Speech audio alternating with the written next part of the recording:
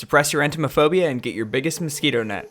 No, seriously, like get the biggest mosquito net you have. This week we're going to Ruins of Ahn'Qiraj, and there are a lot of bugs here. With that being said, let's get started. This is a really neat exploration. We'll be able to take a look at the decorative portions of the city never meant to be viewed by players, a few unused raid rooms, and even the original vanilla version of Silphus visible through the entrance portal.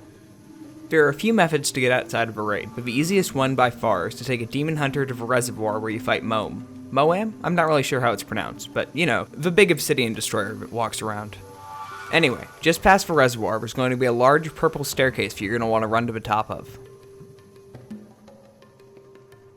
Once you reach the top, hang a sharp left and jump up onto the banister. From here, face down the staircase and double jump onto the rock that's straight ahead of you. Double jump again to the next rock, then turn right and fell rush across the gap. Once again showcasing just how completely vanilla instances were not designed with demon hunters in mind. Run up the inside of this gigantic stone tower and you'll pop out on top of a wall that borders the edge of a raid. Fell rush across the gap and you can look down to see an unused room with 3 stone tablets and a small obelisk. Looking up, we can see a copy of the dome from the Ahn'Qiraj 40-man raid. We'll cut back to this platform in a little bit so that I can show you how to get over there, but for now let's jump off the back of the wall and explore the inaccessible section of the city behind the raid. Interestingly enough, Ahn'Qiraj was originally a Titan city, constructed by the Titans before they left Azeroth to contain the old god K'Fun. The city was overseen by the High Keeper Ra until he fled in despair after learning that the Pantheon had been killed. Ra fled to Pandaria, where he was captured by the Thunder King, who used his blood as a source of animus that powered his various machines and weapons. Hundreds of years later, he would fight against the heroes of Azeroth, but at that point he'd already taken the Mogu name of Master, or as you may know him, Ra-Den. The buildings above us were only ever designed to be visible from within the walls of the city. Because of that, the developers never bothered to intersect them with the ground, causing them to appear to float in midair. The wall ahead of us appears to be intersecting with the ground. However, it's actually an optical illusion due to the sand dune. If you approach the wall and dismount, you'll see that you can run underneath it.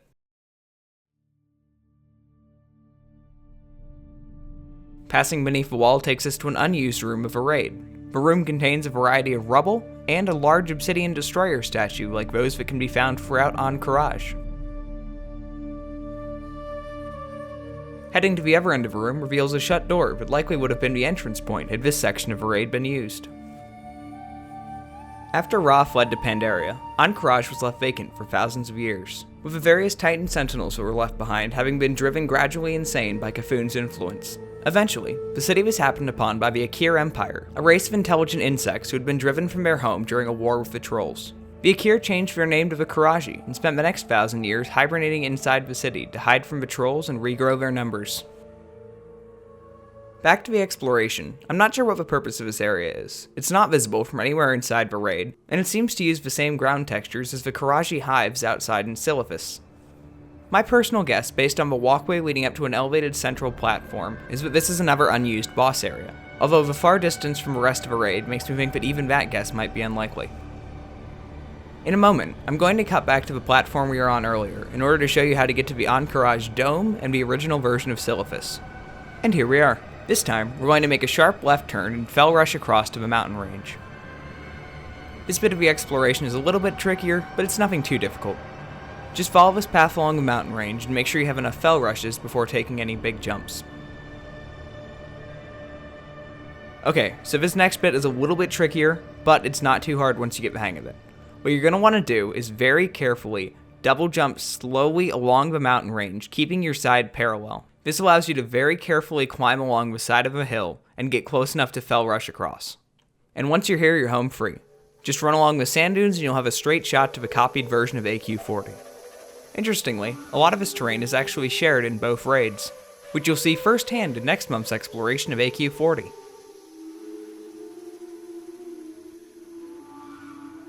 Coming up on the dome, just double jump down and you can run along the outside of it. The Qiraji were originally sealed into Ahn'Qiraj during the War of the Sifting Sands, when the Night Elves and Dragonflights, unable to defeat the insects altogether, elected instead to lock them inside their city. The only scepter able to break the seal then being destroyed by Fandral Staghelm. Take a moment to get confused about what side of a pillar you're supposed to jump on, then backtrack and fell rush across the gap. From here, just climb up the hill and you'll be able to jump down and explore the vanilla version of Silithus.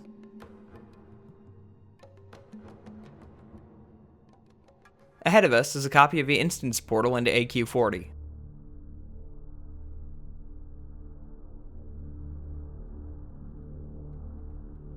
Unfortunately, the portal doesn't work, so you can't double zone into both raids at once. During the events of Vanilla WoW, C'Thun awoke and began stirring the Qiraji to act once again. Suddenly, the seal was insufficient to keep the kingdom at bay, and a decision was made to rebuild the scepter and lead a full-scale assault into Ahn'Qiraj, stopping C'Thun before he would be able to corrupt Azeroth further. We're now standing on the other side of the entrance portal to this raid. Obviously, because of that, don't get too close, you'll be teleported back out of a raid. During Vanilla, the scepter could be rebuilt by players who collected pieces from various raid and world bosses. That player could then strike the scepter against the Scarab Gong, breaking the seal and beginning a server-wide event that culminated in both factions having access to the two raids. And while we might be a few years too late to ring the gong, it's still a great piece of WoW history to explore how this zone looked during this monumental event. So whether you're an avid explorer, or just desperately wishing you could go back in time and get the Black Qiraji battle tank, the Ruins of Ahn'Qiraj are well worth a visit. Before ending the video, I wanted to take a minute to tell you guys about a giveaway I'm doing, so I'm going to run some bonus footage I had left over from the exploration in the background as I talk. As you may or may not know, I recently hit 10,000 subscribers, and that's completely thanks to you guys. I started this channel a little under a year ago to share explorations that I think are cool with the community, and the support you guys have shown me is both humbling and overwhelming. And I wanted to do something to thank all of you. One of the things I do in my free time is make cloth maps, including maps of Azeroth, and I can think of no better item to give away on a World of Warcraft exploration channel. So I'll be giving away 2 4x3 foot handmade cloth maps of Azeroth. One will be given to a randomly selected subscriber who comments on this video. Small caveat, if you comment like 11111 or just random stuff like that, I'm not going to select you. It has to actually be a comment. And one will be given to a randomly selected supporter on my Patreon. The giveaway will run for next month, with the winners being announced in the next episode. If you live outside the US, don't worry, you're still welcome to enter. I'll cover the extra shipping fees. And obviously, if you win, you have to be willing to share some kind of address that I can send it to. But with all that being said, good luck. Thank you for the overwhelming support you've all shown me this last year. And, as always, thanks for watching.